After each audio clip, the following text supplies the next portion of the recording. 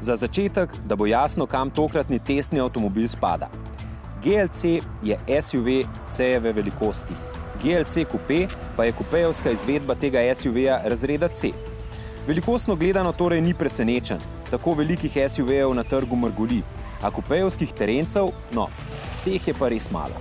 In sploh jih ne bi bilo, če ne bi Bavarcem iz nam najbližjega nemškega velemesta pred leti uspel drzen poskus z modelom X6.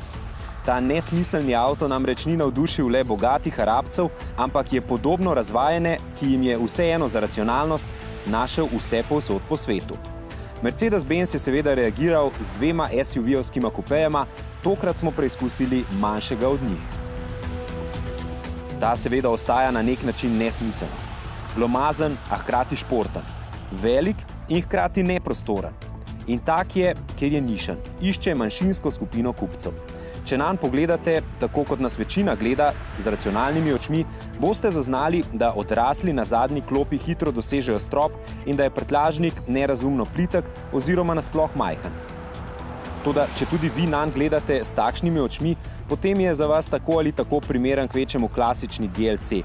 Kupejevski GLC je pač za par brez otrok. In če se zdi združevanje terenske oblike in športnega karakterja nerazumno početje, je v primeru GLC Coupeja to v praksi presenetljivo dobro uspelo. Presenetljivo zato, ker je bolje kot pri bavarski in britanski konkurenci. GLC Coupe je namreč izredno vodljiv, brez obotavljanja in upiranja zavije tja, kamor mu voznik ukaže. In tokrat lahko klasičen mercedovski mali dizel pohvalimo. Za razliko od že preizkušenih 220D-jev, ta še zdaleč ni glasen in celo pohvalno odzivanje. Pika na i v vožnji pa je sploh menjalnik z ročicama ob volanu, s katerim lahko po želji, ne pa po potrebi, izbiramo eno od kar 9 prestav.